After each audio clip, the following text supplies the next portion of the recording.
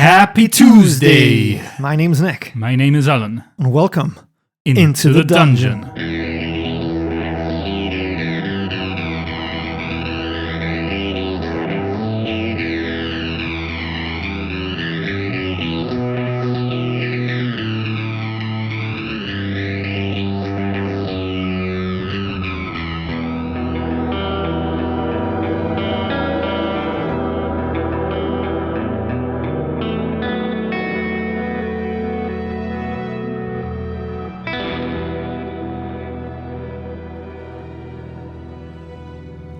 The brothers' hearts pound as the words echoes in their heads.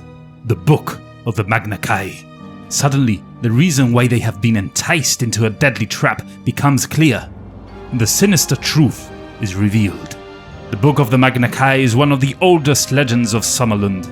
With the wisdom of the Magna Chi, Sun Eagle, the first Chi Grand Master, instilled the disciplines into the warriors of the House of Ulnar, the bloodline of the Brothers King, that were to save their land from devastation at the hands of the Dark Lords. The book of the Magna Chi was lost hundreds of years ago, but its wisdom was kept alive, handed down through generations of Summerlanding warriors so that they could share the strength to resist the eternal enemies, the Dark Lords of Helgadad. If the Dark Lords discover and destroy the book of the Magna Chi, the secrets will be lost forever, and when the brothers die, the Chi will become extinct. However, if the LoneWolves discover the book of the Magna Chi first and deny the Dark Lords their prize, all the wisdom of the Magna Chi will be revealed to them. Through its wisdom, they will become strong enough to reach the ultimate achievement for a Summerlanding warrior, to become a Chi Grand Master. However, the peril and the glory of the quest that lies ahead are distracting the brothers from more immediate danger. To discover this danger and to begin the quest for the book of the Magna Chi, turn to part 2 of Shadow on the Sand. Woohoo, what will happen? We need to turn to section 201 to begin our adventure. Suddenly, the brothers catch sight of two warriors creeping towards them from a passage to the right. They are clad in jet black armor and scarlet robes, and their hideous death masks identify them as Drakarim warriors.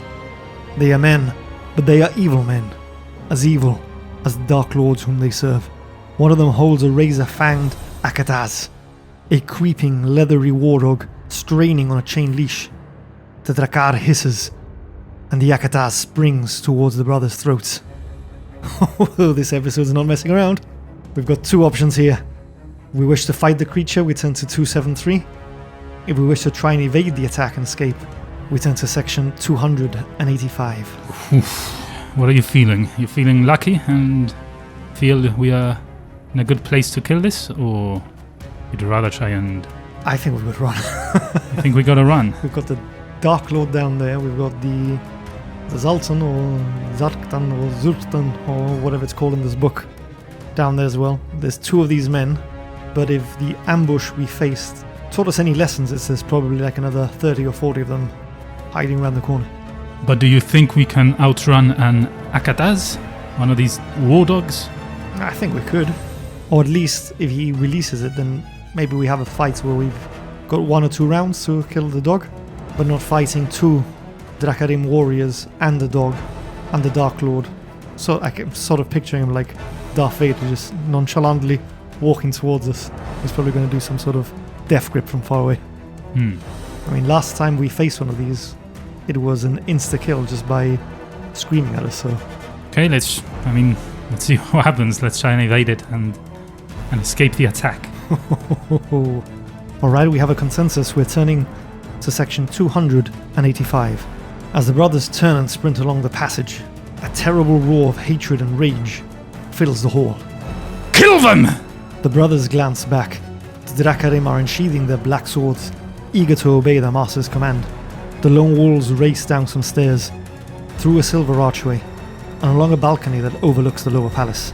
The Akataz is nearly upon them. They can feel its fetid breath on their legs. Instinctively, Torin dodges aside at the very second it leaps. It crashes muzzle first into a marble pillar. A howl of pain leaves its broken mouth as Torin steps forward, and strikes a death blow. It will never attack again. Nice. So the dog is out at least. As Torin turns again, he glimpses the grim silhouette of Dark Lord Hakon in the hall below, his spike fist raised. A Drakkar appears as if from nowhere and advances, a sword held high above his skull-like helm. There is a deafening crack as a bolt of blue lightning streaks from a stone in the Dark Lord's hand and comes hurtling towards Torin. The Drakkar lunges and wounds Torin's arm, who loses 2 endurance points. But he now stands in the path of the bolt. In a flash of light, the Drakkar is gone, leaving only cinders and the rotten odour of scorched flesh behind. He steps right into that one. Glad he did. At the end of the balcony are an arch and a staircase, and those are the 2 options we've got.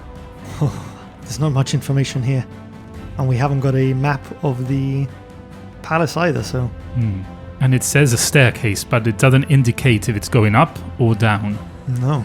So this is one of the decisions. It's going to be like 50-50, I think. Yeah, we have nothing to base it on, really. It's going to have to be instinct here. We want to go up or down some stairs, or do we want to go through a arch? I mean, if it's down, we're going towards the Dark Lord. Yeah, we'd want to be going up, really, wouldn't we? I don't know at this point. What is it we're here to do? Do we want to kill this Dark Lord, or...? I think at this moment we're just trying to escape alive. I mean, on the very limited information that's presented... It does say escape. If you want to escape through the stairs or escape through the arch. Yeah, I'm just leaning towards very slightly the stairs on the basis that if another one of those lightning bolts come, whether it's up or down, we'd be putting some sort of angle. So hopefully we'll be out of sight of that Dark Lord. I mean, the arch, there's no information. We escape through the arch. Is it going to turn left or right? Is it just straightforward? Will he still have line of sight on us? So for that reason, I'm leaning ever so slightly towards the stairs. Yeah, I think I'm with you. If we want to get away, it's probably better to get away to a different level, rather than just continue along this road, or this corridor. Oh, section 317 then? Yep, 317. The blood is pounding in the brothers' ears as they bound up the marble steps. 20 feet ahead of them, there is a landing with a stone door set in the wall. The stairs continue to ascend to a parapeted walkway, at the end of which is another stone door, identical to the first. Suddenly, the door on the first landing swings open, and a palace guard wheels round to face them. Mahajan! He cries, fumbling for the hilt of his sword. We are given 2 options now. If we wish to attack the guard before he draws his weapon, we turn to 338. And if we wish to barge him aside and continue climbing the stairs, we turn to 372. Oh, I know what I want to do. I want to just... Barge him? Barge him off. He's fumbling, so hopefully that means he's going to roll down like Yeah. Let's just barge straight through and continue climbing. We can't stop here and waste time fighting. No. Alright, before we do that, I'm just going to give you a endurance point back. It's a numbered section without a fight. Good. 372 it is. A crossbow bolt grazes Landar's shoulder as they reach the hallway, making the brothers dive for cover behind its low parapet wall. Landar loses 1 endurance point. 2 more bolts ricochet from the stone lip, barely inches from the brothers' heads. The stone door is shut, secured by an iron bolt on the side. To pull open the bolt, the brothers will have to expose themselves to crossbow fire, for the bolt is clearly in the view above the lip of the wall. If we possess the Kai discipline of mind over matter, we turn to 269. But if we do not have this skill, we need to pick a number from the random number table. If we have reached the Kai rank of aspirant or higher, we add 2 to the number. Oh, this does not sound good. No. So if our total is 0 or 3, we turn to 366. And if our total is 4 or more, we turn to 277. I'm guessing again here we need to roll high. Yeah, I've got a feeling 0 to 3 is going to be... disastrous. Yeah, possibly death here. The usual then, we roll in the highest, unless we both roll the same bracket. Yeah. The usual. Okay, yeah. Oh, okay, so that's 3 plus 2 would be 5, just in case we're both in the same bracket. Roll above a 4, and hopefully we're safe. Oh, 3 yes! plus 2. So we stay within the same bracket. I roll the 3, we add 2 to it, because we are aspirants, and we have a total of 5. So we turn to section 277. The brothers crouch low as they wait for their chance to leap up and open the door. More and more crossbow bolts ricochet from the wall and parapet every second. The sound of iron-shod boots sends a shiver down their spines. The Drakarim are storming the stairs. It's now or never. Landar and Torin spring to their feet and run to the door, grasping the iron bolt with trembling fingers. A steel-tipped missile splinters stone less than an inch from Torin's hand. Another ricochets and opens a cut above Landar's eye. The instant bolt clears the bolt hole. The brothers pull open the stone portal and race through, unaware of what lies beyond. I don't like that. We're just rushing through. Okay, we need to turn to section 352. We are not given an option here. So you take your health back, the one you lost from the bolt fire. And you get your other point back as well, so we're both back up to full health. Good. Now let's see what awaits. Beyond the portal lies a vaulted corridor leading to a grand stairway.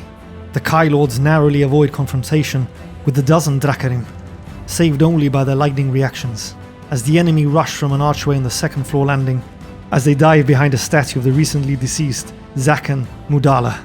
They are so intent in their chase that they fail to notice the brothers' hiding place and hurry down the stairs, grunting in their heavy armor as they run. Silently, the lone wolves give thanks that Zakan Mudala was a very stout man, and that his statue casts a very large shadow in which to hide. At the top of the stairway, the brothers discover a hatch, which gives access to the roof. They climb through it and follow a path of sun-bleached tiles that wind in and out of the domes and turrets, eventually leading to a bell tower. They are exhausted and need to rest, their minds still full of the shock of their encounter with Dark Lord Hakon, the sound of his terrible voice repeating the words, "Book of the Magna Kai," echoes again and again in their minds. With desperation sapping their will, they peer out through a grill in the bell tower. The sight before them renews their flagging hope, for it inspires a daring escape plan. Ooh, interesting. Very.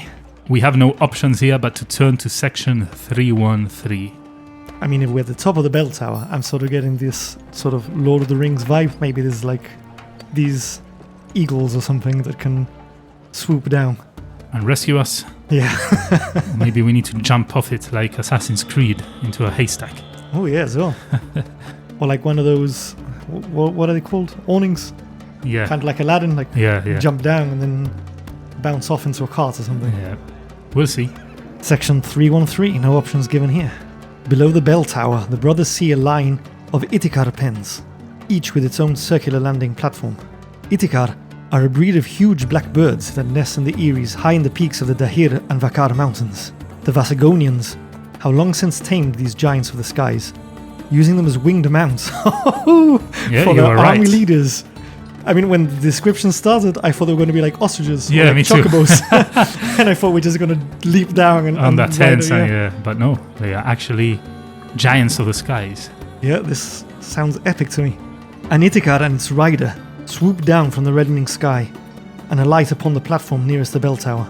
Slaves hurl a rope to the rider, who in turn fixes it to a saddle ring before he jumps to the ground. The Itikar caws and beats its huge wings as it is slowly winched into the pen by a hidden capstan. The rider and the slaves leave the platform.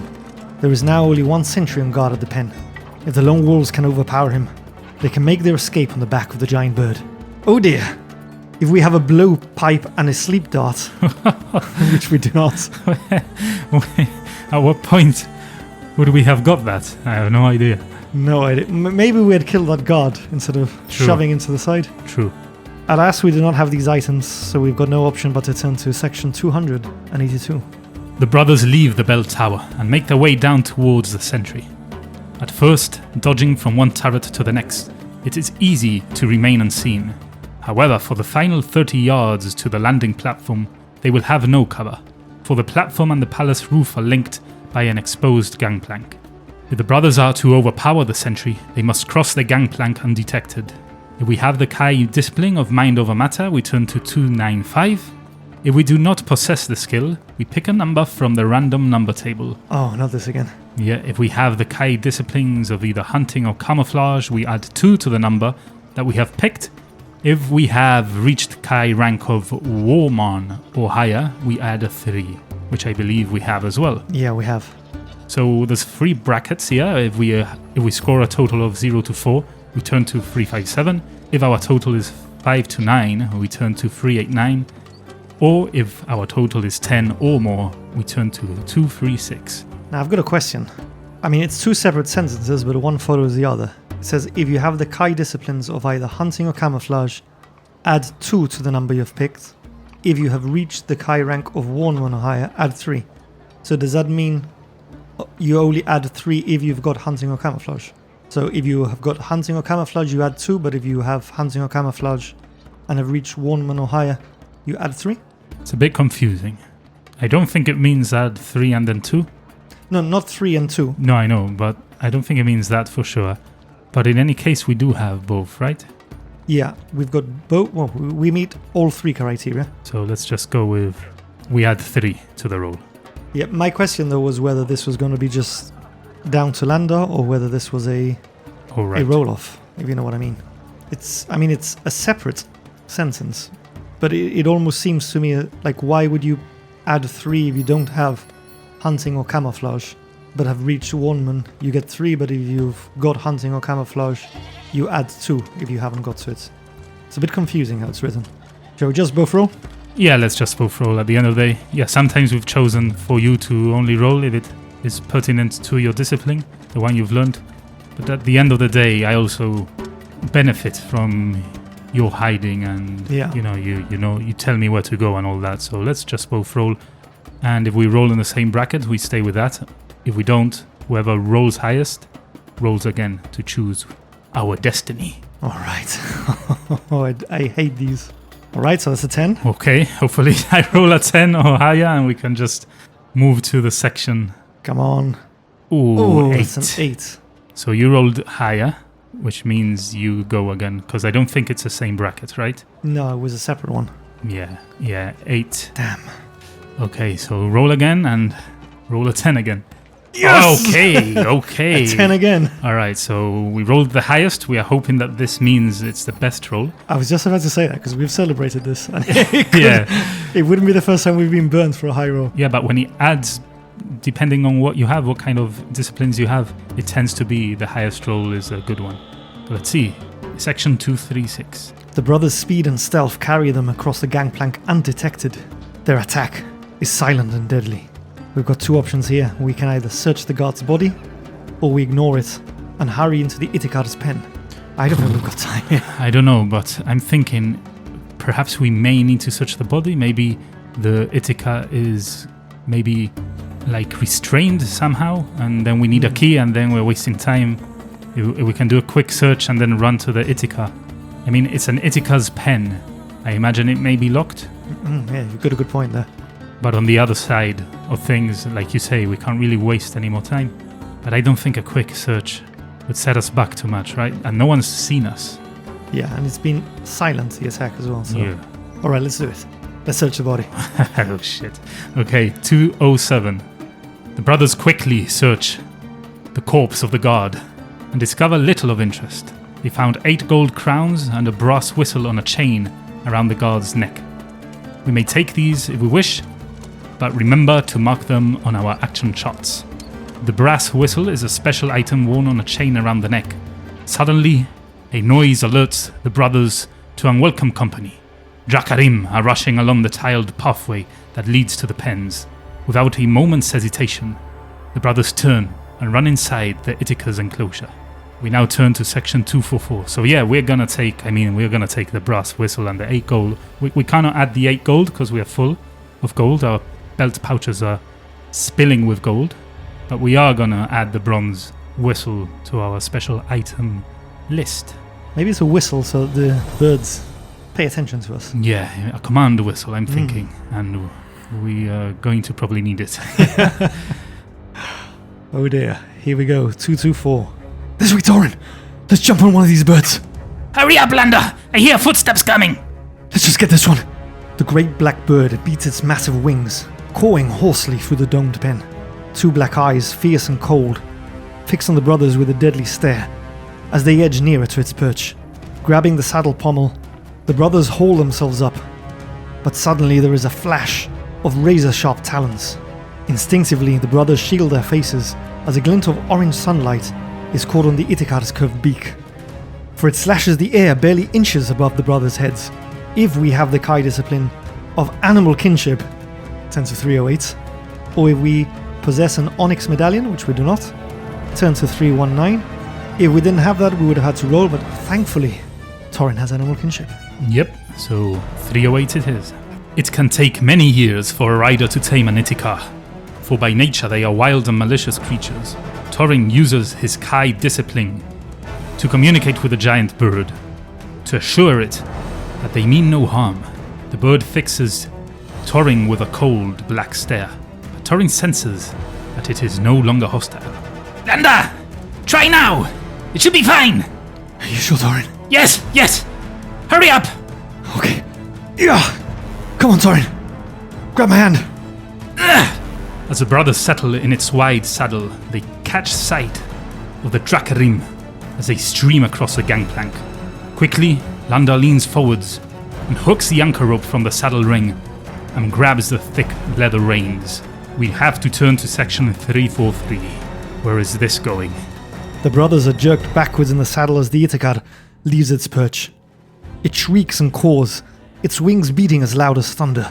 A handful of Drakarim are scattered as if they were ragdolls as the great black bird emerges from its pen and takes to the sky.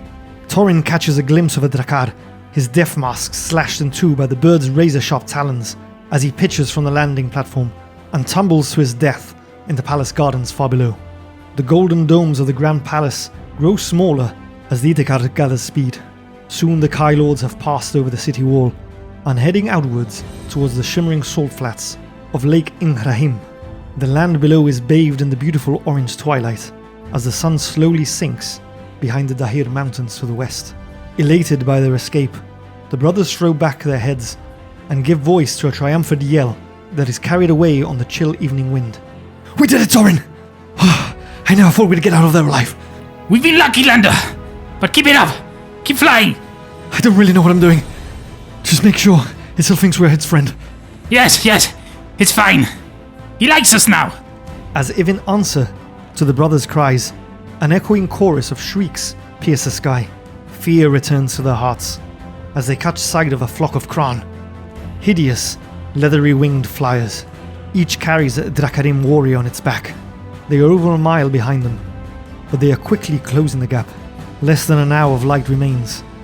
The brothers can evade them for a little longer. They may be able to lose them when night falls. The brothers must now decide in which direction to fly, for they are now above the center of Lake Ingrahim.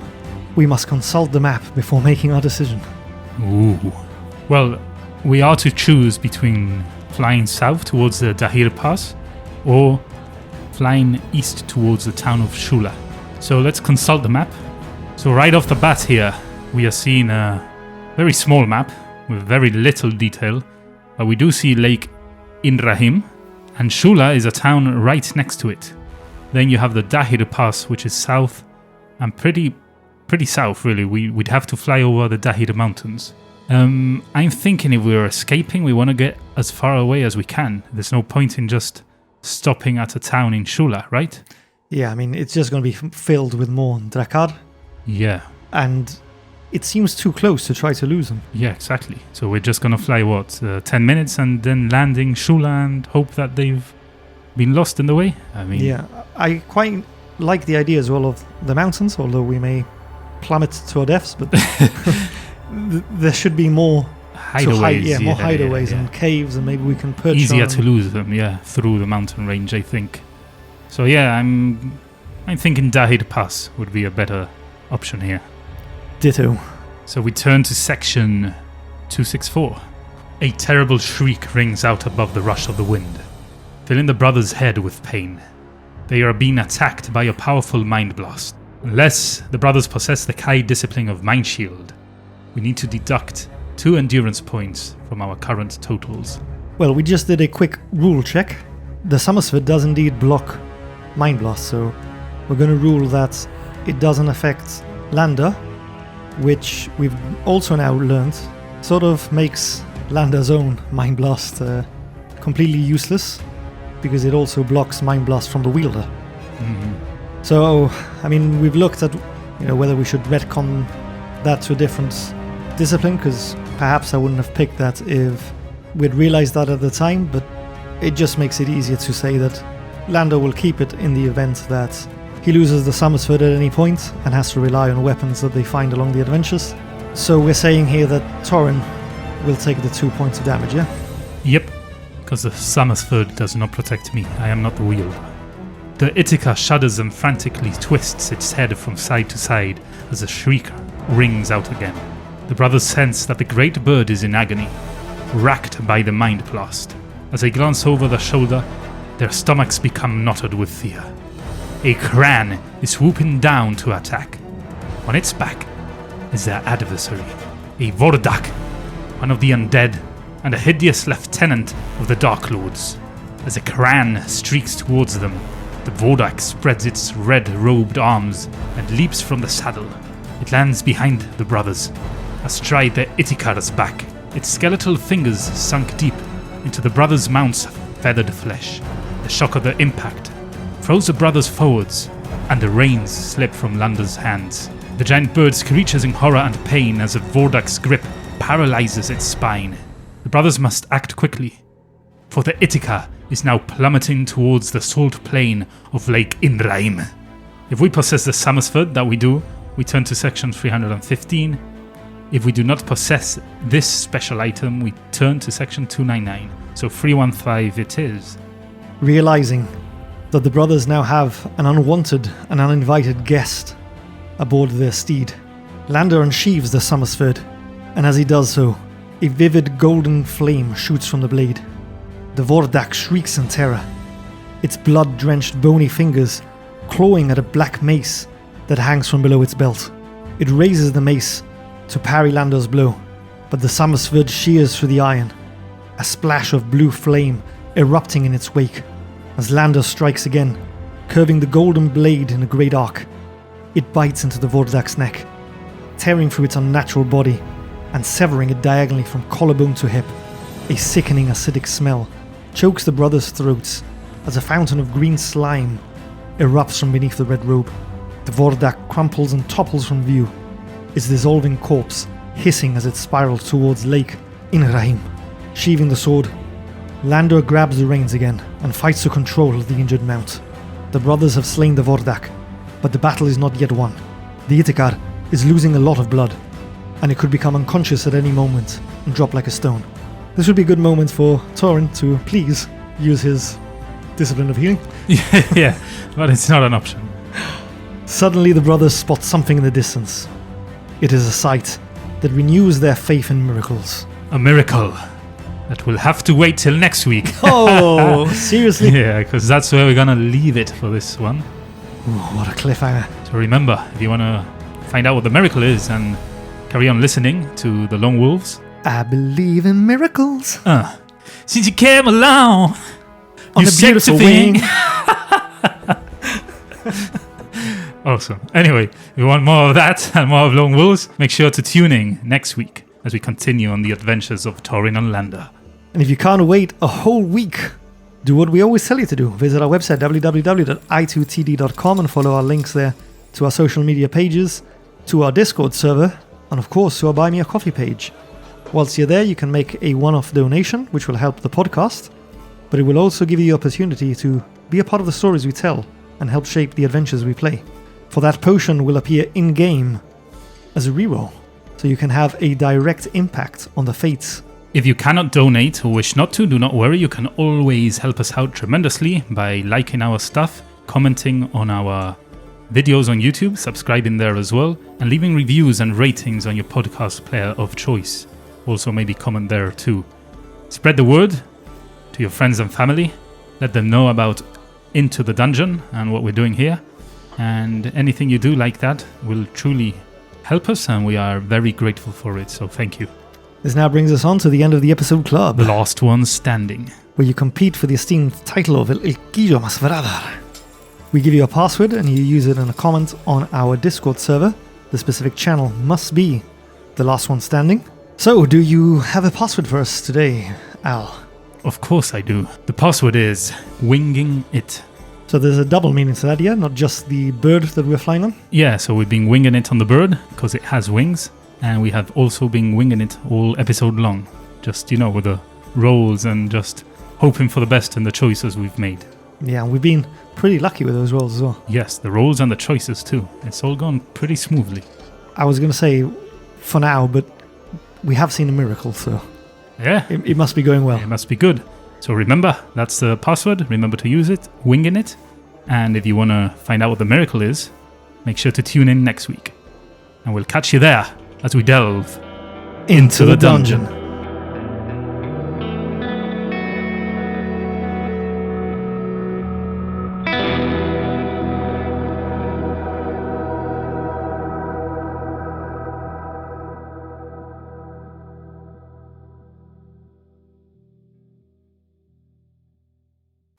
For it slashes the air, barely inches above the brother's head.